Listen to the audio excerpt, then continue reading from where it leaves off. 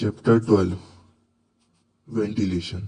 Regulation number 153 क्या है? Standard of ventilation का पहला पॉइंट क्या कहता है? General duties. जो ओनर, एजेंट और मैनेजर होगा उसकी क्या क्या ड्यूटीज होंगी एक्टिव वेंटिलेशन देने के लिए खदान के अंदर, अंडरग्राउंड माइंस में। तो पहला उसका काम होगा remove smoke, steam and dust.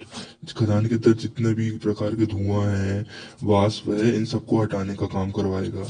Dilute inflammable और नॉक्सियस गैसेज, जितनी भी खतरनाक गैसेज हैं उनको हटाने का काम करवाएगा।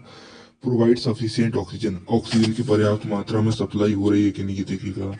प्रिवेंट एक्सेसिव टेम्परेचर और ह्यूमिडिटी हार्मफुल टू हेल्थ, कभी खदान में टेम्परेचर बढ़ता है तो उसको नॉर्मलाइज करवाने का काम करेगा।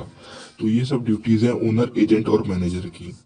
इसका सेकंड पॉइंट है क्वांटिटेटिव स्टैंडर्ड्स ऑफ वेंटिलेशन, कितनी कितनी मात्रा में क्या क्या जाएगा खदान के अंदर, है ना, कि एक्यूटिक वेंटिलेशन बना रहे हैं, मतलब कि काम करने लायक वातावरण। इसका पहला पॉइंट कहता है quality of air, quantity of air in each ventilation district, air passing along the last ventilation connection in by, मतलब खदान के हर आखिरी पॉइंट तक, गैलरी के वहां तक हवा की पर्याप्त मात्रा पहुंचनी चाहिए। तो वो कितनी होनी चाहिए? 6 मीटर क्यूब पर मिनट पर person on a larger shift, मतलब खदान की जिस भी शिफ्ट में सबसे ज्यादा कामगार वर्क करेंगे उस शिफ्ट के हिसाब से हवा पहुंचाई जाएगी। उसके बाद सेकंड पॉइंट है 2.5 मीटर क्यूब पर मिनट पर टन ऑफ डेली आउटपुट।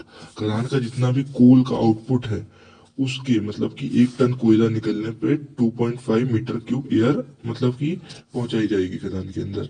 और इन दोनों में से जो भी ज्यादा होगा, 6 मीटर क्यूब और 2.5 मीटर क्यूब, तो वो वाला वेंटिलेशन सिस्टम यूज किया जाएगा।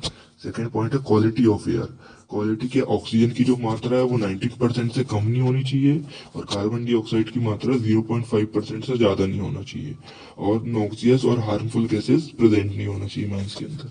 तीसरा पॉइंट कहता है इनफ्लेमेबल गैस लिमिट, जो इनफ्लेमेबल गैस होती है हार्मफुल, जो जल्दी से आग पकड़ लेती है, तो वो जो general body of air return होगा माइंस का, माइंस या डिस्ट्रिक्ट का, तो उसमें 0.75 से ज्यादा नहीं होनी चाहिए और माइंस के किसी भी एरिया में अन्य जगह पे 1.25% से ज्यादा नहीं होना चाहिए। फिफ्थ पॉइंट कहता है वेट बल्ब टेम्परेचर, जो नॉर्मली होगा वो 33.5 से कम नहीं होना चाहिए डिग्री सेल्सियस से एट अ वर्किंग प्लेस, और यदि 30 सेंटीमीटर से कम होता है तो